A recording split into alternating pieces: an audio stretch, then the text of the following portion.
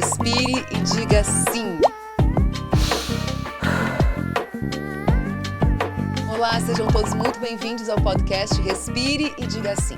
Muito prazer, eu sou a Carolina Mânica, eu sou atriz e apresentadora desse podcast. Todas nós temos um momento da nossa vida em que temos que dizer sim. Sim para nós mesmas e sim para a nossa individualidade. Eu acho que o grande marco da nossa vida está quando a gente se dá conta dessa individuação, em que dizer sim é dizer não intrinsecamente para uma série de padrões que já não nos cabem e também não nos servem mais. Esse podcast é sobre isso, sobre mulheres brilhantes que estão à frente de um tempo, sobre a sua trajetória, sobre a sua história, seus anseios e também as suas reflexões. Ela é contista, cronista, romancista, escritora, com pós-graduação em filosofia pela USP. Começou a sua carreira ainda adolescente, escrevendo contos eróticos, e por causa deles ela foi contratada por uma revista para responder dúvidas de sexo. E daí veio o seu pseudônimo, como uma referência à atriz e bailarina Luz del Fuego, criadora da Ilha do Sol, o primeiro reduto naturista da América Latina. Ela é Andréia del Fuego, muito bem-vinda. Eva, obrigada. Um prazer estar aqui com você. E quando você começa, né, diga sim, eu já fiquei pensando, para o que eu estou dizendo sim agora? Vamos descobrir juntas. Então, quando é que foi que você respirou e disse sim para você mesma? Nossa, eu acho que foi mesmo com a escrita. Porque eu estudei em escola pública e havia uma professora muito dedicada, que gostava muito da literatura e da língua portuguesa. E era uma professora, ia dizer escritora, era uma professora que ela instaurava um clima de alta exigência enorme. Só que aí, no meio daquela exigência enorme, ela estava falando de coisas, de textos que foram inventados por alguém. Então aquilo já mexeu comigo, sabe? Hoje eu sei nomear exatamente essa, mas eu lembro que parecia uma coisa, uau, assim, é tão sério isso? Que legal. Por que isso é tão sério? Uhum. Por que a gente tem que ficar em absoluto silêncio? E depois, mesmo a gramática, eu fui uma criança assim que já gostei da gramática, porque ela assim, você sabe qual é a diferença do substantivo e do adjetivo? E era uma coisa tão filosófica. Uhum. Então, as palavras soltas, de repente, o amor podia ser uma palavra escrita e ela é o quê? Substantivo, mas por quê? Uma substância? Porque ela não se divide, ela é indivisível. O que é isso? Eu já fui ficando ali, sabe?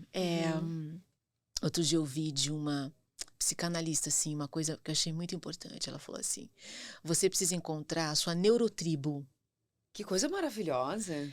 E ali, com a professora Célia Aiko, quem sabe ela não ouve, quem sabe ela pode ouvir esse podcast. Ah, tomara, vai ser... Ó, Célia Aiko, se você ouvir, você tem que mandar uma mensagem pra gente. Célia Aiko foi a primeira integrante da minha neurotribo. Que máximo. É. E aí, depois, eu comecei a escrever porque eu adorei essa ideia da redação de poder inventar e de mentir. Né? Uhum. Então, eu era aquela criança que fazia 3 versões de um mesmo texto com o maior prazer do mundo. Uhum. E aí, a professora se empolgava, dizia assim, bom, André, se quiser se levantar e ler.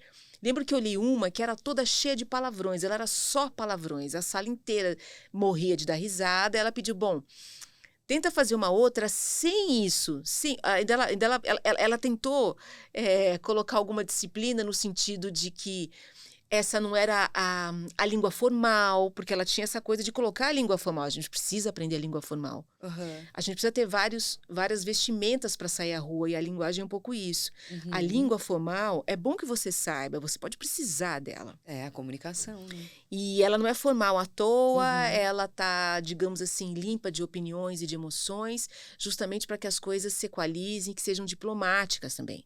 Ou usadas para o poder também, é óbvio. Mas essa coisa de, então, você precisa escrever alguma coisa que não tenha os palavrões, e aí eu comecei, em vez de pensar, no lugar de pensar, errei, não quero mais mexer com isso, aquilo me estimulou, tá, agora eu vou tirar isso. Então, eu me lembro de editar, cortar coisas do texto, ali, sem saber o que era que eu estava fazendo. E desde então eu sempre escrevi. Eu fui publicar com quase 30 anos, a primeira vez que eu publiquei tem a ver com o surgimento do meu pseudônimo. Eu tinha contos eróticos que eu fiquei juntando esses contos eróticos. Mas Eu fiz uma entrevista para o Marcelo Taz no Provoca e ele chamou de contos erotizitos. Ai, que maravilhoso. Porque era muito mais estranho do que erótico. Não estava a serviço de excitação alguma. À época, eu estava lendo uma ocultista francesa chamada Niki de Suzinelli, que escreveu O Simbolismo do Corpo Humano. E ela ela separou assim, tipo, anatomia com acupuntura, que já é uma ideia sensacional dos vasos maravilhosos e de ressonâncias através de uma prática assim tão antiga, junto também com trechos do Velho Testamento. Então era corpo, medicina e transcendência. Vamos chamar aqui de transcendência, e espiritualidade. Só que o que mais me pegou ali, claro que esse assunto já convertida ali, alguma coisa que eu não sei que nome porque eu não sou uma religiosa. Gosto muito das experiências religiosas. Já provei um tantinho, um pouquinho de algumas. Mas a forma como ela escrevia era erótica. Assim, ela se perguntava, que é uma coisa da teologia tão interessante também, porque a pergunta de se é possível conhecer Deus, precisa investigar se é possível conhecer alguma coisa. Isso é a pergunta epistemológica por si. Como é possível conhecer?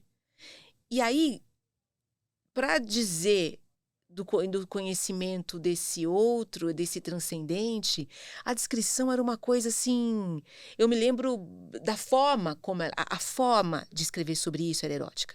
O conhecimento, de uma certa maneira, era erótica. Porque entre sujeito e objeto havia uma atração tão forte de você conhecer a partir do momento que você se permite ser objeto também. Daquilo que você quer conhecer, enfim. Maravilhoso. Isso é uma relação sexual, inclusive. Uma relação sexual é exatamente essa. É isso, uma relação sexual. Sim. E lá pelas tantas, ela vai falar disso também em vários outros... Gente, chama Simbolismo do Corpo Humano. Gente, que coisa maravilhosa. Mas é porque eu fiquei pensando muito aqui, tu tá falando, e eu fiquei pensando muito porque a gente tem uma questão, na verdade, que a gente, em geral, a gente condena o erótico, né? O erótico, ele é muito condenado por uma questão meio, acho que até religiosa, né? A gente passa por aí. Né? Mas o que eu acho um pouco é que as pessoas confundem o pornográfico com o erótico, né? Porque o erótico, ele não é o pornográfico. Eu acho que o erótico, ele vem da paixão, né?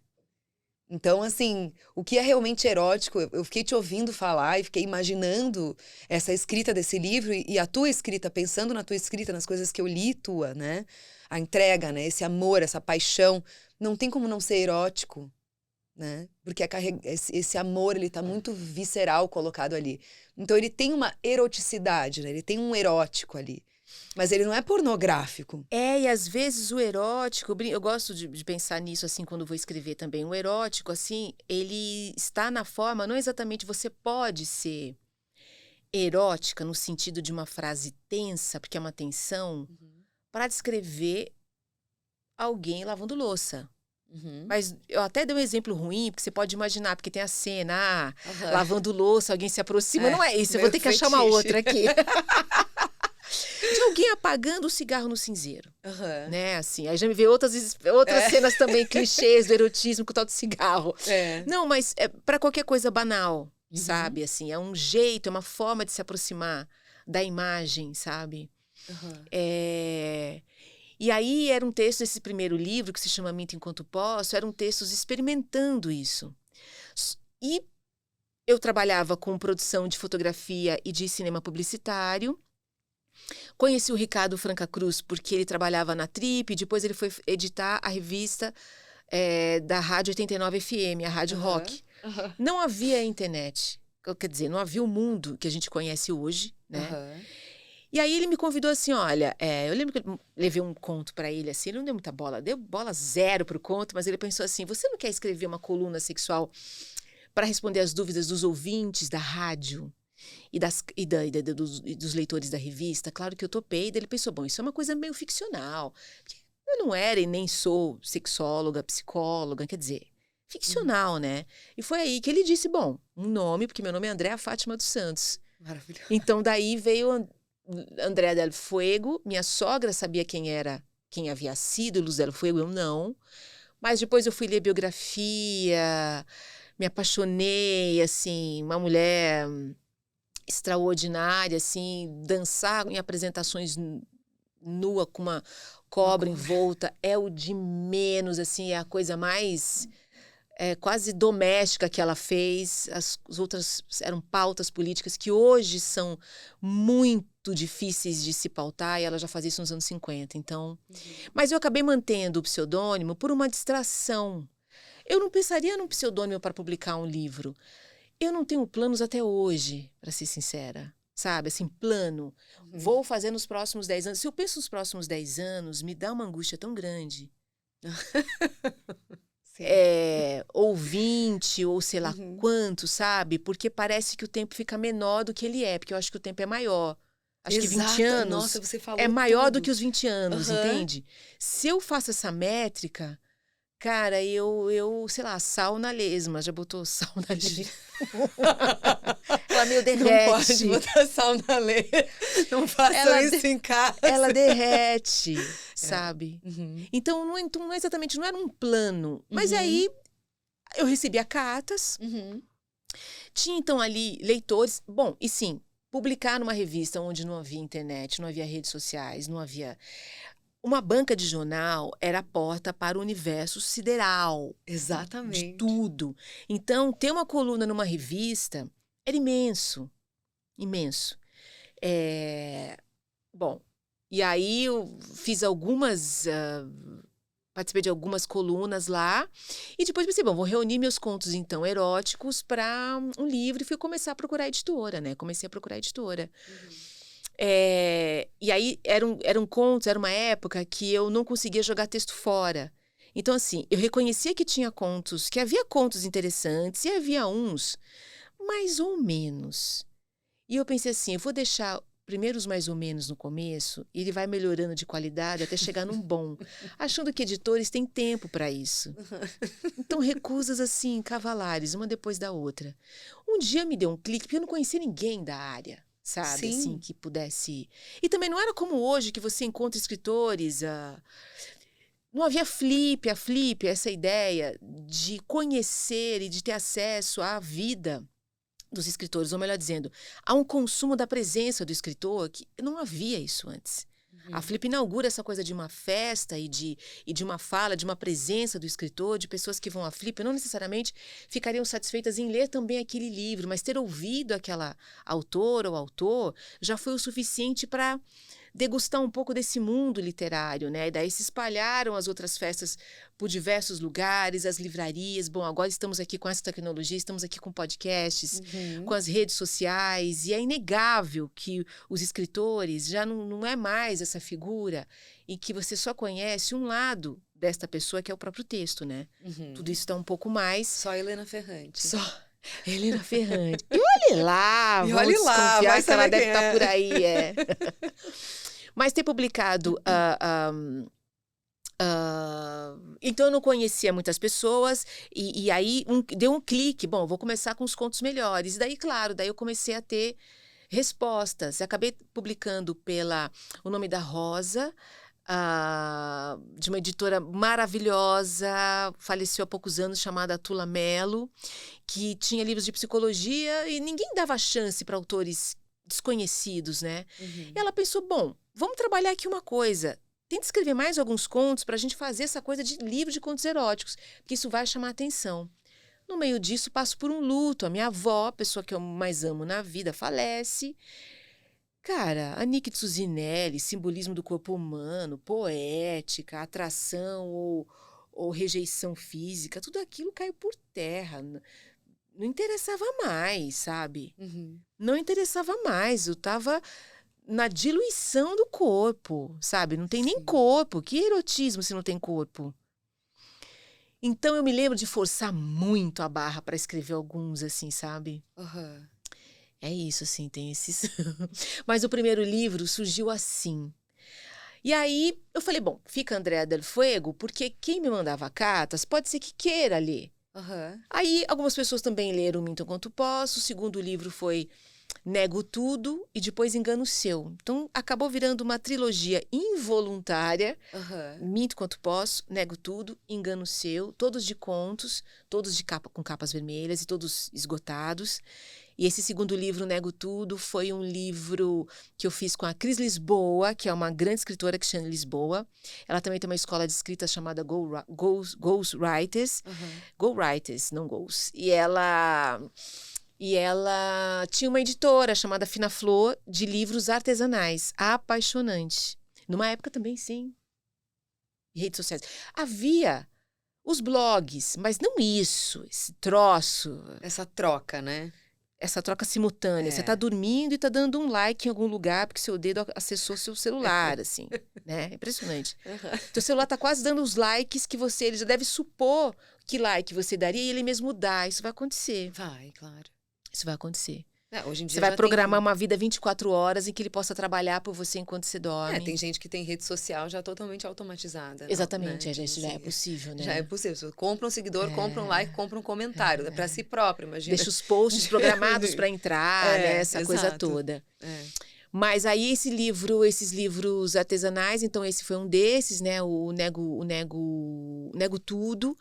E eu brinco que foi uma edição confidencial. O Murilo Rubião, grande contista, ele havia feito uma edição que ele chamou de confidencial. E eu peguei isso para mim, assim, para nomear esse Nego Fogo, porque então eles iam ser um destacado exemplar. Era essa a ideia. Então foram 117 exemplares que a gente costurou durante uma madrugada, uma capa, e enfim, para depois lançar no Mercearia São Pedro, que não existe mais, que agora será um prédio. Com amigos e comendo pastel e tomando pinga. E aí, enfim, comendo sanduíche. Comi muito sanduíche lá. Eu também comi muito sanduíche lá. Os livros foram acontecendo, e daí muitas experiências distintas com editores. O primeiro romance, Os Malaquias, ganhou o prêmio José Saramago, e daí ele foi para o mundo, foi quando eu comecei a ser traduzida fora.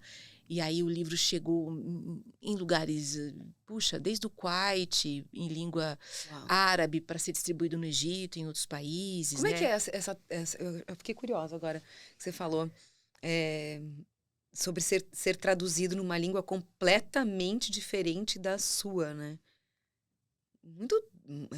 Isso deve ser uma experiência muito, muito intensa, né? Muito, muito. E a tradução, ela também é uma interpretação e uma escrita do tradutor. Ela também passa por não sei se a palavra criação é a melhor, mas passa pelo repertório de uma pessoa singular, né? E eu sempre acho isso exuberante, porque tem um momento em que o tradutor ele lê uma frase, e essa frase está virtual. Aí tem um momento que aquilo fica virtual, porque não está mais em português e aquilo vai ser vertido para outra língua. Tem um momento que está na pessoa, sabe? Quando isso verte para outra língua, para outra cultura. Eu acho uma coisa completamente fascinante. Em espanhol que eu leio, eu consegui cotejar, então, a tradução, né? E acho que eu comentei com você um pouco antes da gente começar, que o livro fica muito melhor em espanhol. Muito melhor, uma coisa impressionante, assim. Parece que... Mas isso, porque vai para um outro corpo, uma outra língua. Fica mais bravo, fica mais contundente, fica urgente. Fica urgente. É interessante você falar desse processo do virtual, né? Quando a palavra vira virtual, né? Quando o texto ele vira virtual, né? E eu fiquei pensando, quando você está escrevendo, tem um momento que tudo é meio virtual, né? Tem aquele momento que você está criando aquilo, né? E aí você passa por esse momento do virtual, e aí depois ele aterra, né? E vira realmente o texto, né? Vira aquilo que você vai escrever, né? Mas você passa por esse momento do virtual. Eu achei muito interessante. É bonito isso que você está dizendo, porque você está dizendo que o escritor também é um tradutor.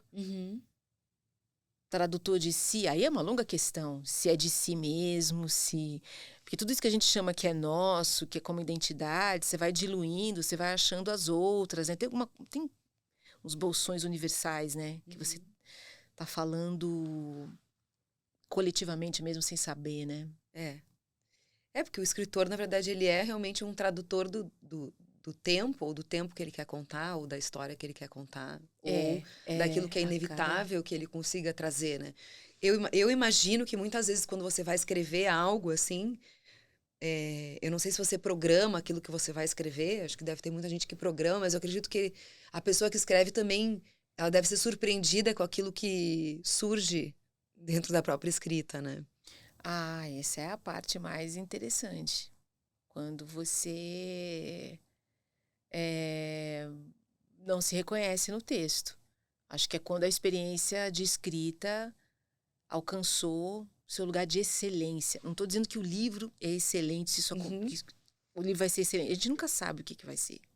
Tem a menor noção, na verdade. Nem controle, né? Agora eu vou fazer um livro excelente, agora não.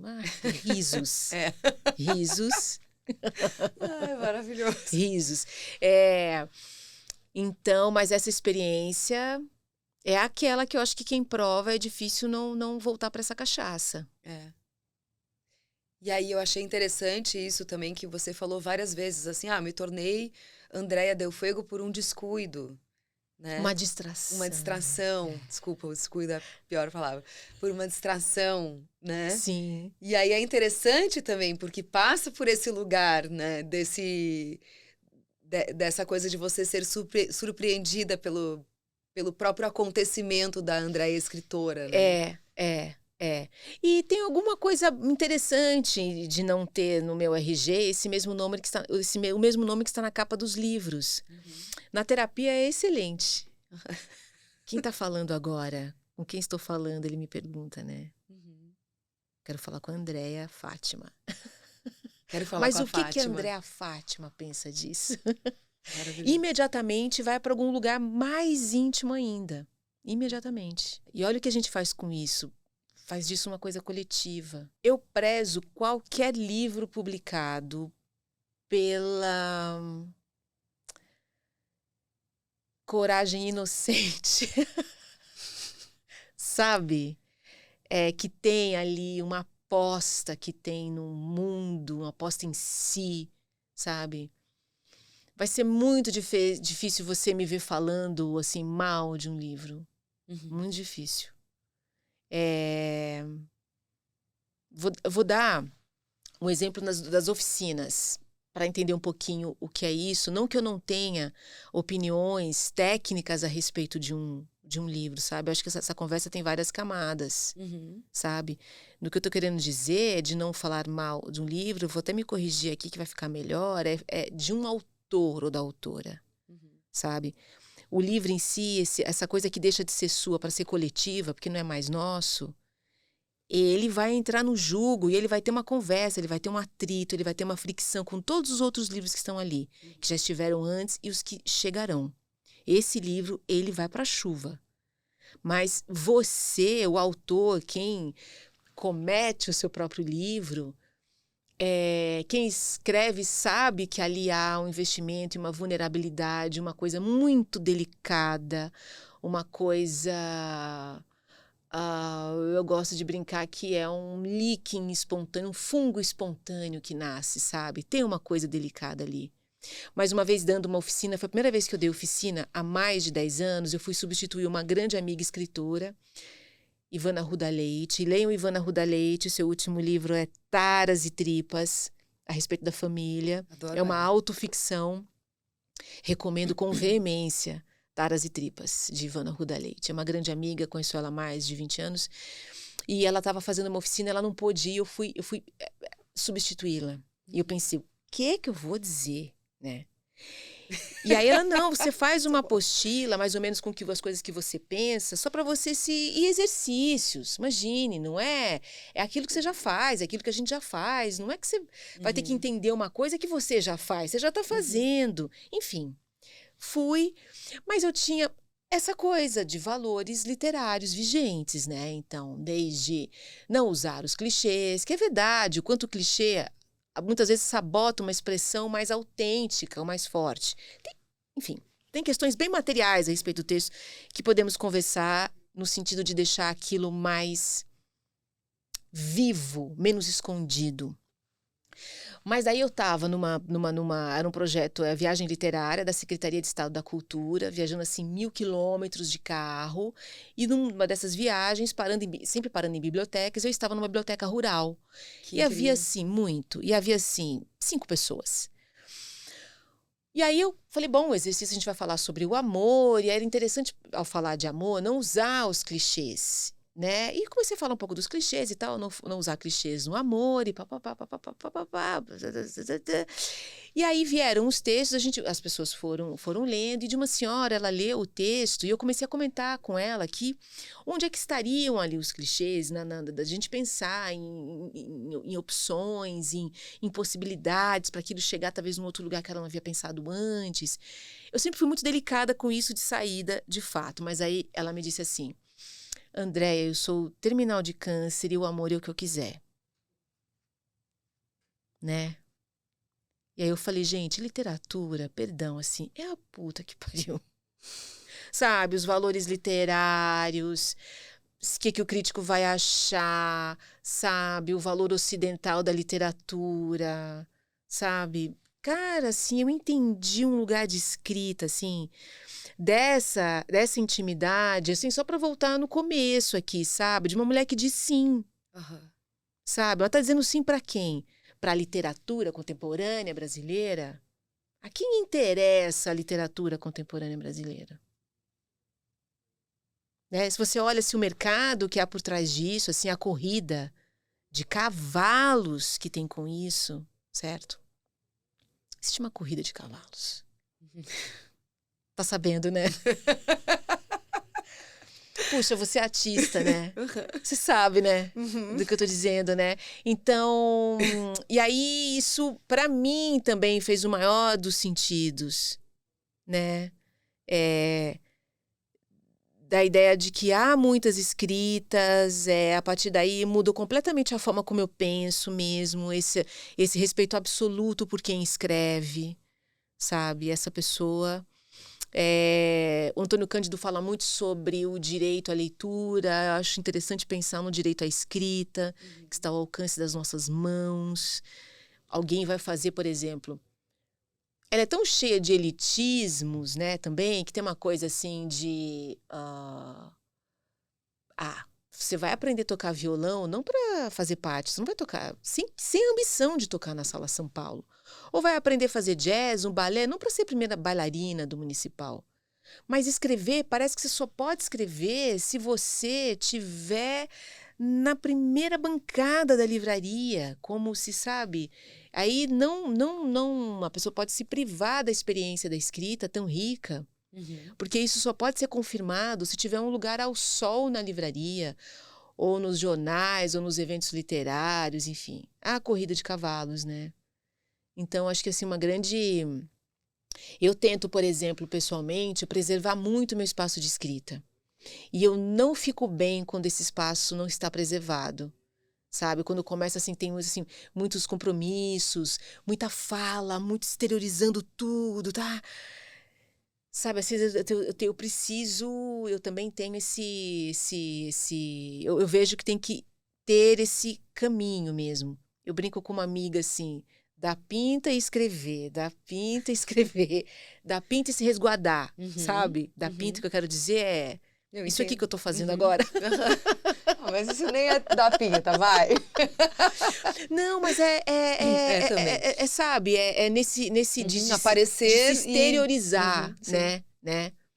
Porque acho que quanto mais intimidade que você vai tendo com você mesma, assim, essa escrita vai atingindo outros lugares, e me interessa atingir outros lugares. Para onde mais a escrita pode me levar como experiência?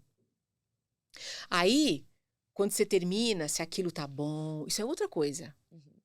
Se aquilo tá bom, se alguém vai ler, se alguém vai publicar, aí é outra história. Já não é mais literatura. Aí é o mercado literário, é o campo literário. Exato. Agora, assim, A Pediatra é um livro que vendeu e ainda vende, que furou uma bolha. Não, é um livro de super sucesso. Super sucesso. E aí eu ia te perguntar. É incrível que o livro tenha, sabe? Eu nunca havia experimentado isso antes.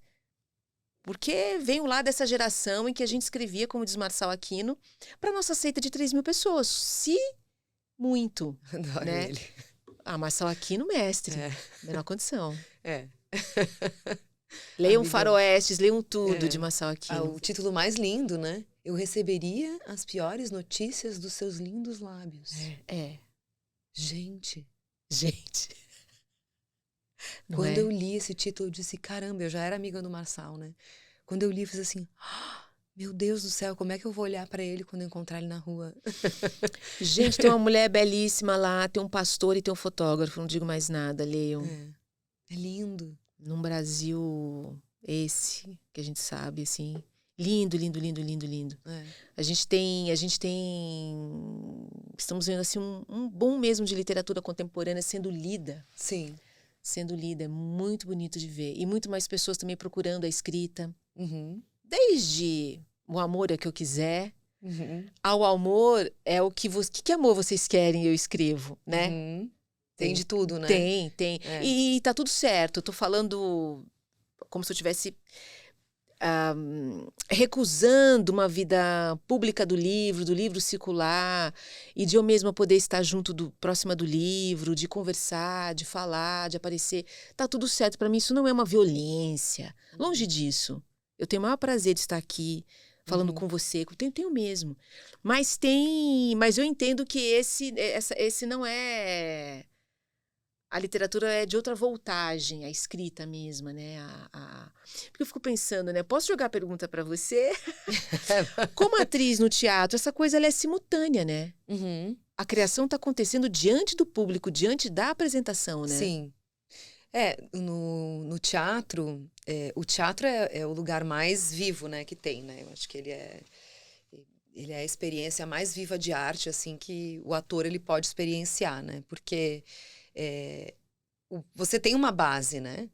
Como na literatura você tem as ferramentas para escrever um texto, né? No teatro você tem uma base, você tem tipo uma partitura feita para aquela ação, você tem tudo, mas tudo pode mudar dependendo de quem está ali, né? De como aquela plateia ela é atravessada, né? E de como aquela plateia te atravessa.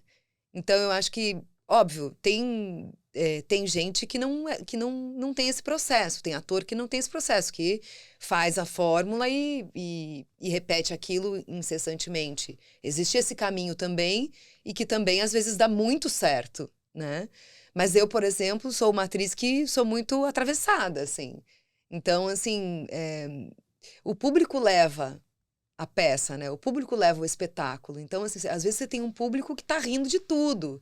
Lógico que você não vai fazer um personagem que é que é uma coisa virar outra completamente diferente daquilo que ele é, mas você vai encontrar qual é o ponto daquele personagem que ele é também engraçado, né?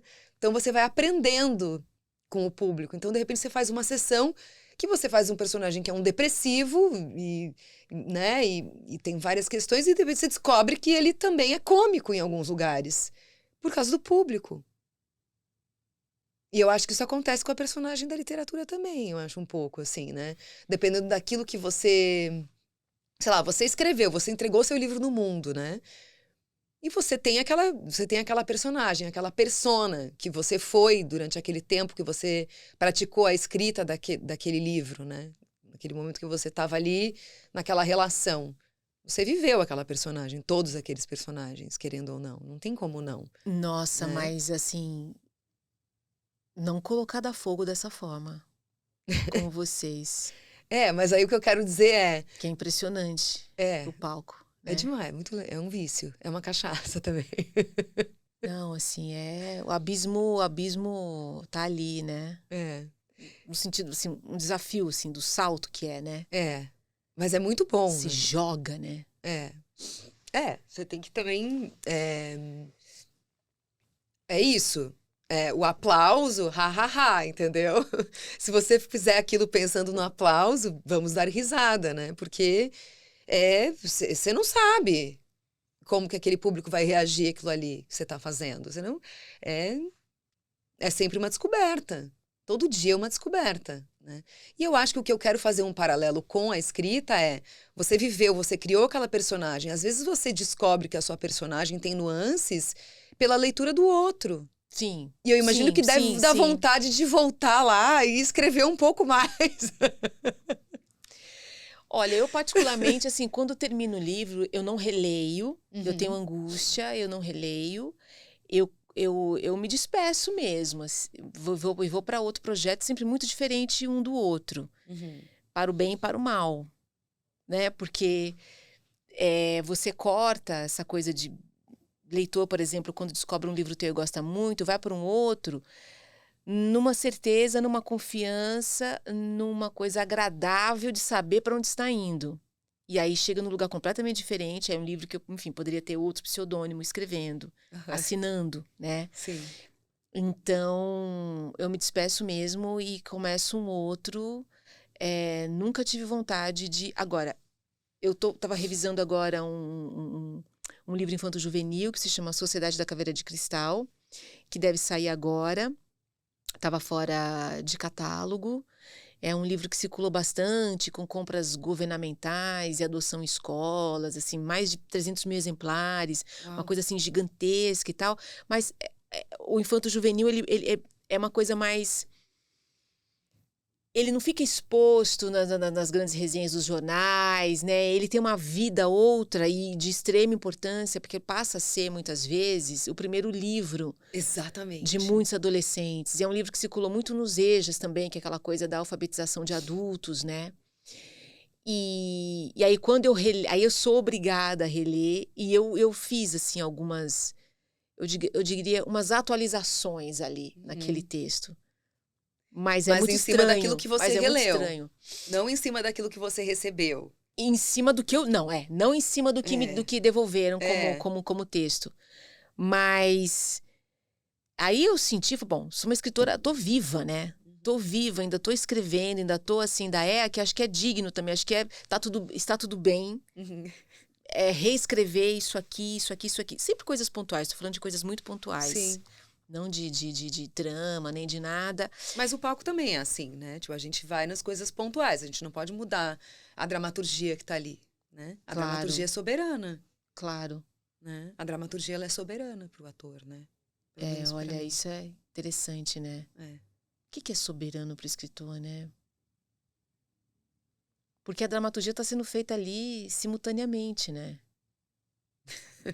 Digamos, né? Sim. Escrevendo cenas e dando voz a personagens, né? Eu acho que é o compromisso. Compromisso com a escrita. Acho que o compromisso acaba dando também de graça ali, vem junto a concentração e a disciplina. Para manter, ainda mais escrevendo romances, que precisa de disciplina. Tem uma força mental para manter aquilo, horas por dias, meses, anos, o tempo inteiro. Se não está escrevendo, está anotando. Eu estou investigando o próximo livro e isso eu estou investigando ao mesmo tempo que terminando a revisão de um juvenil e a revisão de um outro. Mas eu estou sempre com 2 processos juntos. Então, a pediatra foi uma pausa que eu dei de outro livro. E aí escrevi a pediatra. Esse outro livro ainda está em andamento, ele tem caminhos para fazer. E a minha vontade já é começar um outro. Aí estou investigando para entrar. Mas e tem algum link com esse outro livro, a pediatra? Um total de 0. Sério? Como é isso? Você estava escrevendo um outro livro e veio a pediatra para você? Sim, um livro do universo masculino, de Kung Fu, mas um Kung Fu em que esses personagens, na verdade, não têm ação, não fazem nada, não tem E aí você escreveu uma personagem feminina. Foi, assim, saltou, deu vontade, comecei a pensar... me veio a ideia primeiro, que era uma pediatra que não gosta de criança, é uma ideia que... Não precisava nem pensar em trama ali acontecer durante a escrita, era só a pediatra não deixar de ser pediatra e nem passar a gostar de crianças. Lá tem um momento que tem uma que vai chamar a atenção, mas não é a criança, a ideia é a criança, ela detesta. E depois foi pesquisar um pouco, alguns meses, as primeiras páginas para ver como seria a voz dela. E aí a escrita mesmo, assim, em um mês ele estava pronto.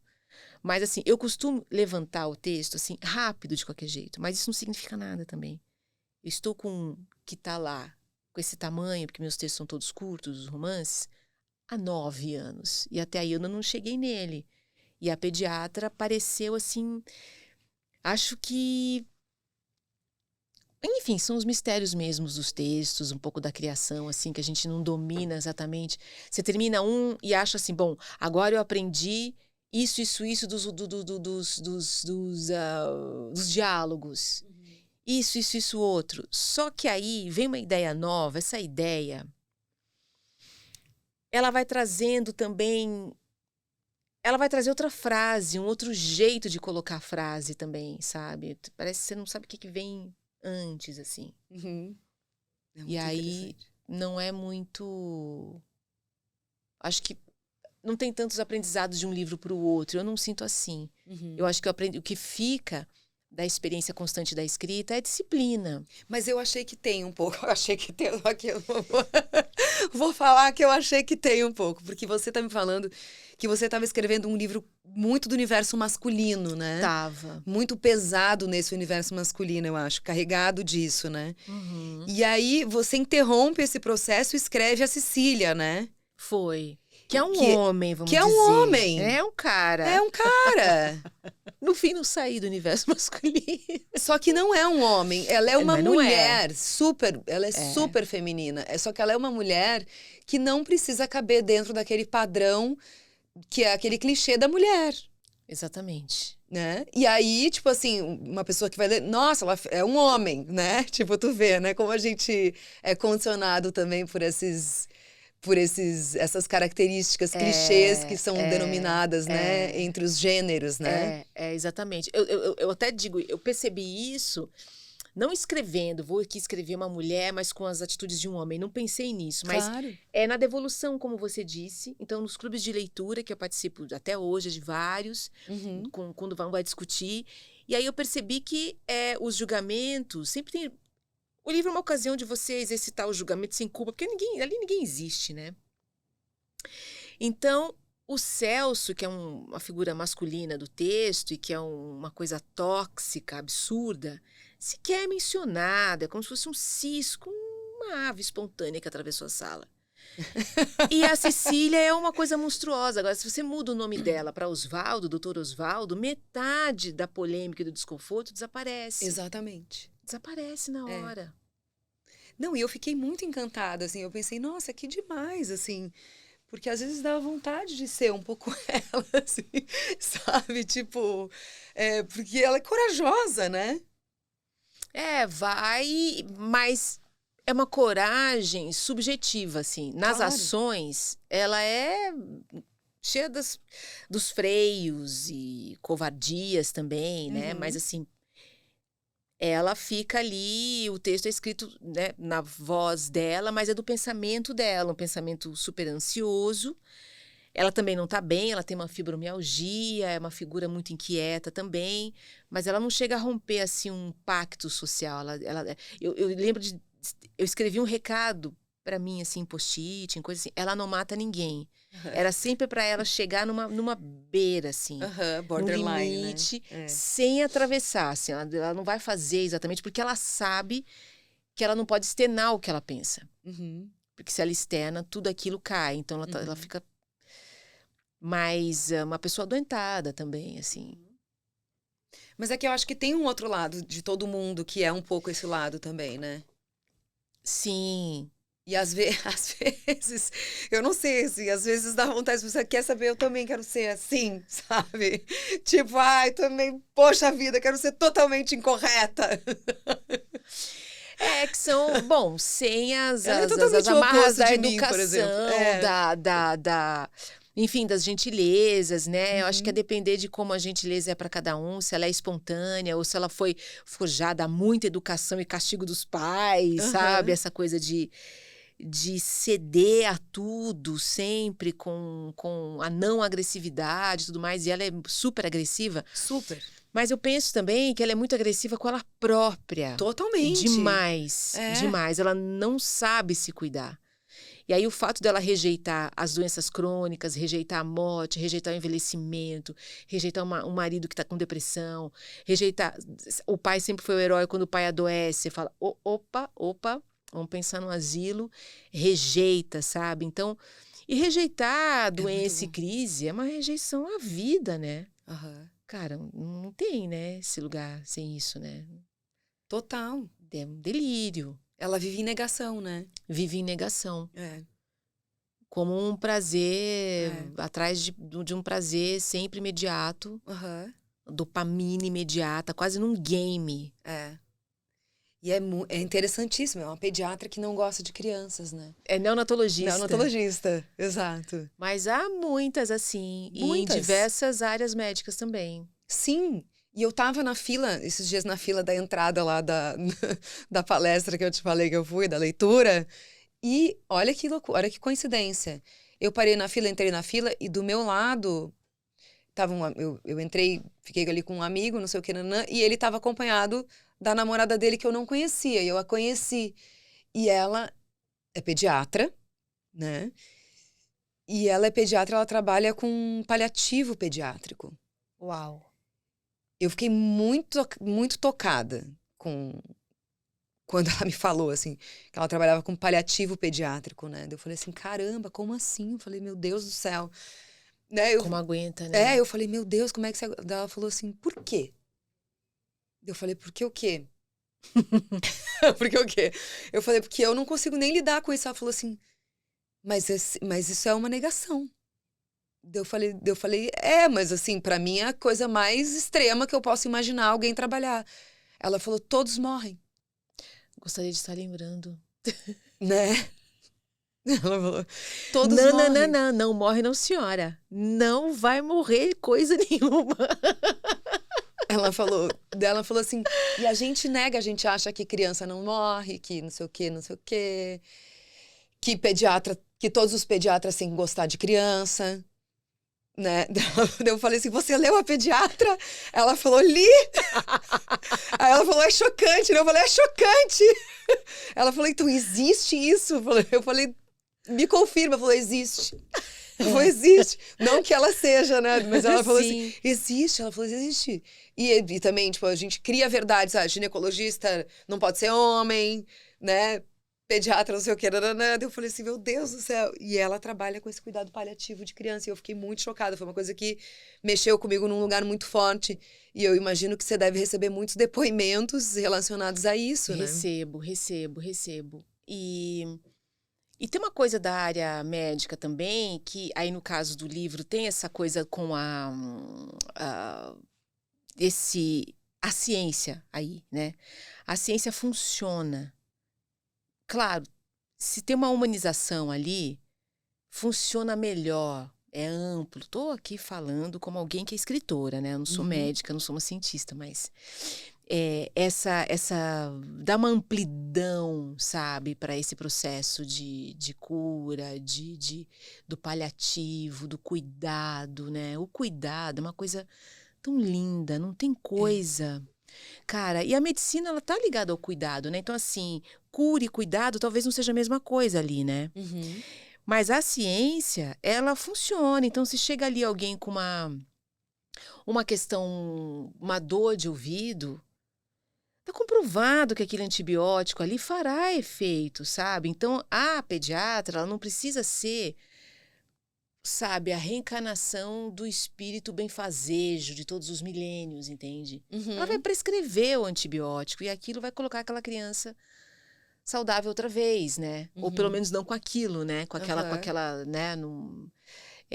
Então, a ciência funcionando, ela tem seus protocolos, as pessoas também conseguem ser quem elas são e ainda ser possível a medicina, porque a ciência segura as pontas. Claro, daí a gente sabe muito bem a diferença de quando a gente encontra um médico ou uma médica que tem mais do que os protocolos. Quando vai além dos protocolos, a gente sabe disso. Né? A gente sabe praticamente quando o médico também é remédio. Né? Eu fico apaixonada também.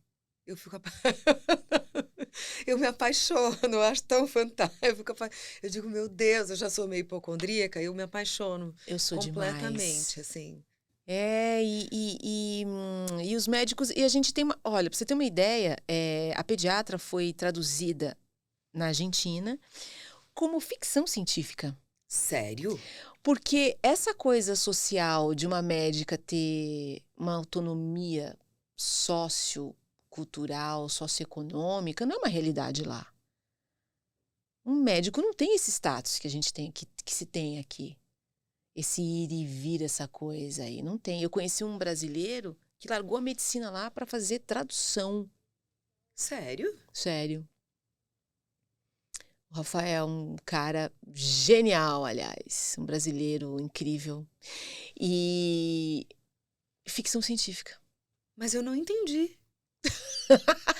Eu também estou tentando entender, mas quando eu perguntei isso para a editora, ela diz, bom, é que ela, a personalidade dela, como ela lida, assim, essa coisa, assim, não é tinha relação com o status social mesmo. Como assim? Que loucura. Que loucura. Ficção científica. Gente, tô muito chocada. Eu juro que eu não compreendi. Onde é que eles... qual foi a visão deles ali? Mas, ou seja, né, porque a ficção científica, ela é uma hipótese de alguma coisa, enfim, que ela não tem essa verossimilhança total, né, com o tempo contemporâneo. Existe uma hipótese futura, uma teoria outra de relações humanas ou científicas ou tudo isso, né? Ou seja, isso aqui, né, não é possível, isso aqui não tem, isso não é possível, isso não existe, quase isso. Gente, que doideira! Que interessantíssimo, né? Interessantíssimo, interessantíssimo. Eu adoro, quando eu lembro, cara, eu fiz ficção científica na Argentina. Eu amo esse país, assim, com a maior, muito. Ano passado eu fui selecionada por uma residência Malba, já fui lá muitas vezes, mas dessa vez para fazer uma imersão para escrita e tal, de 5 semanas. E eu mais li do que escrevi, né? Então, entrei muito em contato com os livros e é muito interessante a disponibilidade, não só editorial, de publicar os textos, como dos próprios escritores. Né? Então, de uma poeta escrever também um ensaio e o romance, e, enfim. É como se não tivesse tantos rodeios como aqui a gente tem para publicar os próprios trabalhos. Não sei se isso se confirma, mas é uma sensação. Que interessante. Mas aí dá uma transfusão de coragem imensa aquele lugar para quem escreve. Porque eles se permitem outras coisas dentro do exercício da escrita, né? Toda opinião e toda criação pode ser pública. Que ótimo. É um pouco essa a ideia. E com isso nós vamos... Diga sim. E com esse enorme sim, que toda opinião pode ser pública. Não é? Mas Mas é. Maravilhoso. E é isso, a gente vai ter que terminar de verdade. Muito obrigada, bom demais, né? Obrigada, eu que agradeço. Eu nunca sei terminar, o meu problema é sempre terminar. Minha negação. Eu não sei também. Às vezes, para terminar uma conversa, eu aumento, porque eu não sei terminar, eu aumento. Exatamente, eu faço a mesma coisa. Então pronto, alguém vai ter que fazer isso por nós aqui. Ai, que maravilhosa. Bom, muito obrigada. Obrigada. Por ter vindo aqui, por estar aqui nesse... Prazer. E realmente essa troca aí tão verdadeira. Obrigada mesmo. Obrigada a vocês que nos assistiram, nos ouviram. Sigam a Andréia nas redes e até mais. Até. Respire e diga sim.